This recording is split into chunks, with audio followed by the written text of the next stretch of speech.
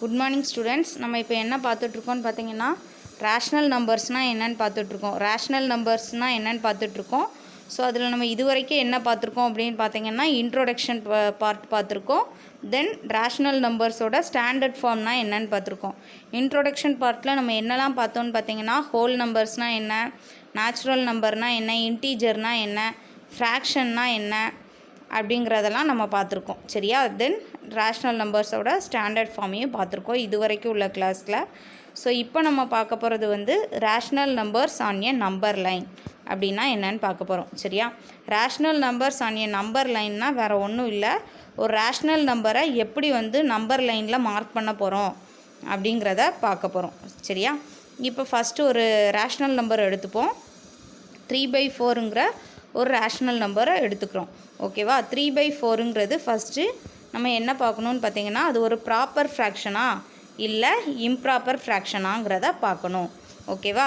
இப்போ நம்ம 3/4ங்கிறது proper ஃப்ராக்ஷனா improper ஃப்ராக்ஷனான்னு கேட்டால் இங்கே ஈஸியாக சொல்லிடுவீங்க. ஏன்னா நம்ம முன்னாடியே பார்த்துருக்கோம் இது வந்து ஒரு ப்ராப்பர் ஃப்ராக்ஷன்.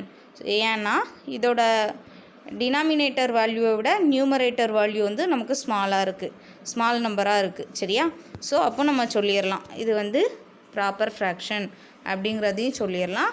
தென் ப்ராப்பர் ஃப்ராக்ஷன் எந்த வேல்யூக்கு பிட்வீனாக வரும்னு பார்த்தீங்கன்னா 0 to 1.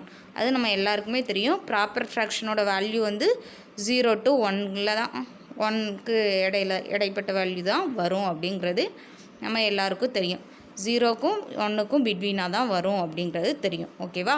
இப்போ நம்ம 3/4 வந்து 0 to 1ல் எப்படி மார்க் பண்ணுவோம் அப்படிங்கிறத பார்ப்போம்.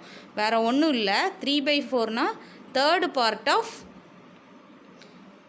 3 parts அவுட் ஆஃப் 4. வேறு ஒன்றும் இல்லை, 3 parts அவுட் ஆஃப் 4. வேறு ஒன்றும் இல்லை, 4 partsல வந்து 3 0 to 1 வந்து 4 partsஆக நம்ம டிவைட் பண்ணி அதில் தேர்ட் பார்ட்டை நம்ம மார்க் பண்ணணும். ஓகேவா? வேறு என்ன சொல்லியிருக்கோம், 0 to 1ங்கிற வேல்யூக்குள்ளே அதை 4 பார்ட்ஸாக நம்ம டிவைட் பண்ணி அதில் தேர்டுங்கிற பார்ட்டை வந்து நம்ம மார்க் பண்ண போகிறோம். ஓகேவா? 0 to 4க்குள்ளே 0 to 1 வந்து 4 பார்ட்ஸாக நம்ம பிரித்து வச்சுருக்கோம். ஓகேவா? 0 to 1 வந்து 4 பார்ட்ஸாக பிரித்து வச்சுருக்கோம். எப்படின்னு பார்த்தீங்கன்னா இடையில ஒரு 3 இதை வச்சு பிரித்து 4 பார்ட்ஸாக பிரித்து வச்சுருக்கோம். 3 இதாக மார்க் பண்ணி 3 இது மார்க் பண்ணி 4 பார்ட்ஸாக பிரித்து வச்சுருக்கோம். இப்போ இதை எப்படி மார்க் பண்ணுவோன்னு பார்த்தீங்கன்னா 0க்கு அடுத்த இதுலேருந்து கவுண்ட் பண்ணுறோம். 1 2 3. ஸோ நமக்கு வந்து தேர்ட் இதில் மார்க் பண்ணுறோம். ஏன்னா நமக்கு தேர்டு 3/4ல், ஸோ ஃபோர்த்து இதில் 3. ஸோ 3/4 அப்படிங்கிறத மார்க் பண்ணிட்டோம். இந்த சேம் வே தான் -3/4க்கும். ஆனால் என்ன, 0க்கு லெஃப்ட் சைடில் மார்க் பண்ணுவோம். 0க்கு லெஃப்ட் சைடில், இது வந்து 0க்கு ரைட் சைடில் மார்க் பண்ணுவோம். வேறு ஒன்றும் இல்லை. ஓகேவா? தென் நெக்ஸ்ட் ஒன்று கொடுத்துருக்காங்க, -3/2ங்கிற ஒரு ரேஷ்னல் நம்பர் கொடுத்துருக்காங்க. சரியா? இதை எப்படி மார்க் பண்ணுவோம் அப்படின்னு பார்த்தீங்கன்னா இதை முதல்ல ப்ராப்பர் ஃப்ராக்ஷனா இல்லைனா இம்ப்ராப்பர் ஃப்ராக்ஷனா அப்படின்னு முதல்ல பார்க்கணும். இதை பார்த்திங்கன்னா நம்ம பார்த்தோன்னே சொல்லிடலாம் இது ஒரு இம்ப்ராப்பர் ஃப்ராக்ஷன். ஏன்னா நியூமரேட்டர் வேல்யூ வந்து டினாமினேட்டர் வேல்யூவை விட அதிகமாக இருக்குது. ஸோ இதை வந்து நம்ம இம்ப்ராப்பர் ஃப்ராக்ஷன் அப்படின்னு சொல்லிடுவோம். நியூமரேட்டர் வேல்யூவை விட டினாமினேட்டர் வேல்யூ வந்து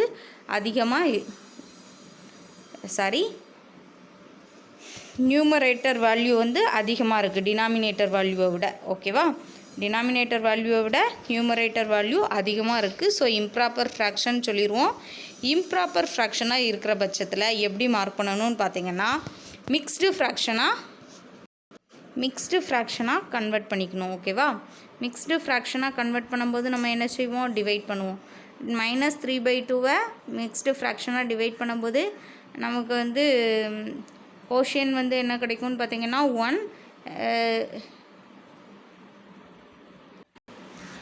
ஸோ மிக்ஸ்டு ஃப்ராக்ஷனாக பார்க்கும்போது கோஷியன் நமக்கு 1 கிடைக்கும். ஸோ 1 போட்டிருக்கோம். திரும்ப நமக்கு ரிமைண்டர் 1. So divisor 2. ஸோ நம்ம இதை எப்படி மாற்றிருக்கோம், -1/2ங்கிற இம்ப்ராப்பர் ஃப்ராக்ஷனில் மாற்றிருக்கோம். இதை எப்படி மாற்றணுங்கிறத உங்கள் எல்லாத்துக்கும் தெரியும். சரியா? இதை எப்படி சேஞ்ச் பண்ணணும் அப்படிங்கிறது எல்லாருக்கும் தெரியும். ஸோ நம்ம என்ன கிடச்சிருக்கு, -1/2 அப்படின்னு கிடச்சிருக்கு. ஸோ நமக்கு கிளியராக தெரிஞ்சிருச்சு -1.5 அப்படின்னு கிடச்சிருக்கு. 1.5னால் எதில் வரும்னு பார்த்திங்கன்னா -1க்கும் 2க்கும் -2க்கும் பிட்வீனாக வரும். ஸோ இப்போ நம்ம எப்படி மார்க் பண்ணணும் அப்படின்னு பார்த்தீங்கன்னா -1க்கும் -2க்கும் இடையில மார்க் பண்ண போகிறோம். எப்படி மார்க் பண்ண போகிறோம்? ஹாஃப் வேல்யூ தான் நம்ம மார்க் பண்ண போகிறோம். ஹாஃப்னால் என்ன? 1 பார்ட் அவுட் ஆஃப் 2 பார்ட்டில் வந்து நம்ம ஃபஸ்ட்டு பார்ட்டை மார்க் பண்ணணும் அப்படின்னு சொல்லியிருக்காங்க இதில். அப்படின்னா என்ன அர்த்தம்? -1/2 வந்து -1/2 அதை எப்படி மார்க் பண்ண போகிறோம்னு பார்த்தீங்கன்னா -1ஐயும் -2ஐயும் 2ஆக டிவைட் பண்ண போகிறோம். 2 பார்ட்ஸாக டிவைட் பண்ணி அதில் ஃபர்ஸ்ட் பார்ட்டை நம்ம மார்க் பண்ண போகிறோம். ஓகேவா? 2 பார்ட்டை இப்போ டிவைட் பண்ணிட்டோம். -1க்கும் -2க்கும் நடுவில் ஒரு இது மார்க் பண்ணி நம்ம 2 பார்ட்ஸாக டிவைட் பண்ணிட்டோம். ஸோ இப்போ நம்ம இதை ஃபஸ்ட்டு பார்ட்டையே மார்க் பண்ண போகிறோம். ஓகேவா? ஃபஸ்ட்டு பார்ட்டையே மார்க் பண்ண போகிறோம். ஸோ ஃபஸ்ட்டு பார்ட்டை மார்க் பண்ணும்போது நமக்கு என்ன கிடச்சிருக்கு, என்ன வரும்னு பார்த்திங்கன்னா அதுவே நமக்கு 1/2ங்கிற இது வந்துடும். ஸோ அதை தான் நம்ம -1/2. ஸோ நம்ம கொடுத்துருக்க கொஸ்டின் வந்து -3/2. ஸோ அதையே நம்ம எழுதிடுறோம். மிக்ஸ்டு ஃப்ராக்ஷனாக எழுதாமல் அந்த இம்ப்ராப்பர் ஃப்ராக்ஷனையே வந்து நம்ம எழுதிடுறோம். சரியா? இம்ப்ராப்பர் ஃப்ராக்ஷனையே எழுதிடுறோம். ஓகேவா? அந்த இம்ப்ராப்பர் ஃப்ராக்ஷன் எதுக்காண்டி உங்களுக்கு இது போட்டிருக்கேன்னா இம்ப்ராப்பர் ஃப்ராக்ஷனாக இருக்கிற பட்சத்தில் இப்படி மாற்றி எழுதணும். அந்த -1/2ங்கிறது வந்து மிக்ஸ்டு ஃப்ராக்ஷன். சரியா? -1/2ங்கிறது வந்து மிக்ஸ்டு ஃப்ராக்ஷன். அந்த இம்ப்ராப்பர் ஃப்ராக்ஷனாக இருக்கிற பட்சத்தில் மிக்ஸ்டு ஃப்ராக்ஷனாக மாற்றி இப்படி மார்க் பண்ணணும் அப்படிங்கிறதுக்காக தான் இம்ப்ராப்பர் ஃப்ராக்ஷனுங்கிறத அப்படி எழுதியிருக்கேன். ஓகேவா?